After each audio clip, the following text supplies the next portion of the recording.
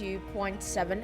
Coming up this morning, Fitch Ratings projects Bank of Ghana to pause rate cuts as inflation edges upward.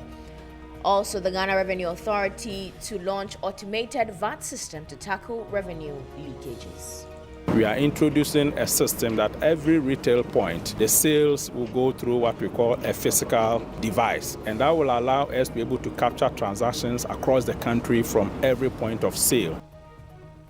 Much later, Ghana Tourism Development Company unveils new digital era for Ghana's tourism based on 3 core pillars.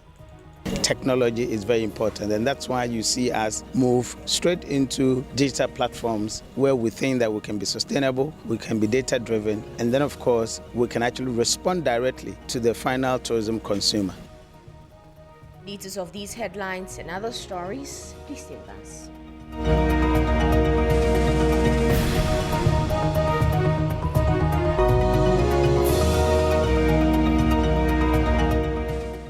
On to our first story now, where the Bank of Ghana is expected to hit brakes on its aggressive monetary easing cycle following a marginal uptake in inflation, signaling a shift from stimulus back to price stability. After 15 consecutive months of decline, headline inflation rose to 3.4% in April 2026, up from 3.2% in March.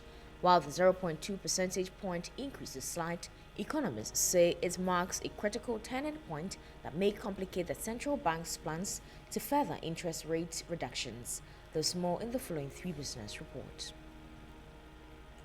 Between July 2025 and March 2026, BOG slashes the benchmark policy rate by 1,400 basis points, bringing it down to 14%. This easing cycle was designed to jumpstart economic recovery, lower the cost of credit for businesses, and provide relief for households after years of restrictive monetary policy. However, a recent report regrading Ghana's credit rating to B with a positive outlook, Fitch Ratings projected a prudent pause in this trend. Data from the Ghana Statistical Service shows housing, water, electricity and gas accounted for over 37% of the overall inflation figure in April. On a month-on-month basis, prices rose by 1%, suggesting that short-term pressures are firmer than previously anticipated. Analysts suggest the central bank will now adopt a cautious wait-and-see stance to protect the cedis and prevent a rebound in consumer prices. Further rate cuts could reignite demand too quickly, potentially devaluating the cedi and driving up import prices. A pause allows policymakers to evaluate the full impact of the previous 1,400 basis points cut on the broader economy. With the sovereign upgrade signaling improved fiscal health, preserving macroeconomic stability is now expected to take precedence over additional monetary stimulus. While the economy remains on a recovery path, the road ahead appears to require a more measured pace to ensure that the hard-won gains in disinflation are not erased, but premature easing. Away from that, the Ghana Revenue Authority says it's preparing to roll out an automated VAT collection system as part of effort to curb tax leakages and improve domestic revenue mobilization. The move comes amid growing concerns about low VAT compliance among businesses, with authorities warning that significant amounts of tax revenue continue to go uncollected despite being charged to consumers.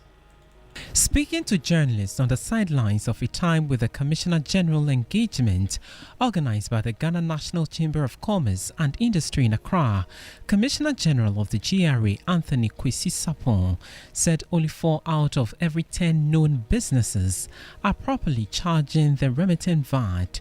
According to him, some businesses fail to register for VAT entirely, while others collect a tax from customers but fail to remit the funds to government. Sapon explained that the new system, being developed in collaboration with the Ministry of Finance, will use physical devices at retail points to capture transactions in real time. We are introducing a system that every retail point, the sales will go through what we call a physical device. and that will allow us to be able to capture transactions across the country from every point of sale. And that way, we'll be able to determine that businesses have traded, they have charged the VAT, and as GRA, we can go to them to collect those monies. The Commissioner General further revealed that the GRA is working with financial institutions to help businesses reduce losses from demurrage caused by delays in paying duties at the ports. The financial institution will provide a credit or a loan to the business from 3 months to 1 year. They will use that loan to pay the duty.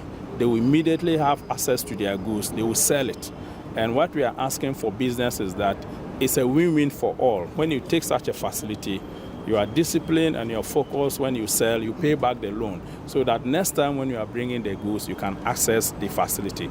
Meanwhile, President of the Chamber, Stephen Mezan, called for deeper engagement between the business community and the GRA to help address misconceptions surrounding the country's tax administration system. This was a good occasion for us to understand that, yes, you may have the tax credit, but there are processes that has to go through for you to be able to enjoy that tax credit, even though it's for you.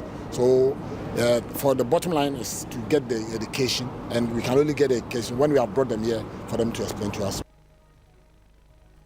Now to one of our headline stories, Ghana's tourism sector is stepping into a new era with the launch of several digital products and services aimed at modernizing how travelers experience the country. During the unveiling, the CEO of the Ghana Tourism Development Company, Professor Kobi Mensah, highlighted a fundamental shift in traveler behavior that makes the digital leap essential. The behavior of the tourist has completely changed, all right? The tourist would always go online to search for the destination that they are going to, all right? 2, we're talking about sustainability. 3, we're talking about data. Now, these fundamentals of the new tourism means that we couldn't actually do tourism as we used to do. And that's why the introduction of technology is very important. And that's why you see us move straight into digital platforms where we think that we can be sustainable, we can be data-driven, and then, of course, we can actually respond directly to the final tourism consumer. Entrepreneurship Hub, where we're going to use it to train people, to skill, to upskill people. Those who want to create enterprises in tourism, they will come there for advice, they will consult experts, etc. That's just about finishing. So as for the product, we have amazing, product that we have adored, and I'm sure that it would actually lead to a very good, tourism market. Chief Executive Officer of the Ghana Tourism Development Company, Professor Kobi Mensah there. It's now time to look at how the city is faring against major trading currencies and how some key commodities are also faring on the global markets. On the interbank foreign exchange markets, the dollar is selling at 11 cedis 30 pesos. It's gained 1 peso. The British pound is selling at 15 cedis 28 pesos. It lost 13 pesos. The euro is selling at 13 cedis 26 pesos. It also lost 4 pesos. However, be guided that these figures could be higher at a forex bureau near you. On the global commodities market, Brent crude is trading at $107.31 per barrel. Gold is trading at $4,682.14 per ounce, down by $54.03. Cocoa is trading at $4,610 per ton, down by $99.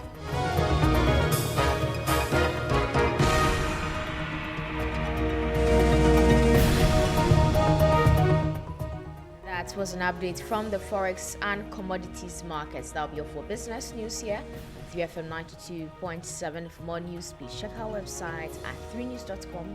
I am Enyonam Haligah. Sunrise continues.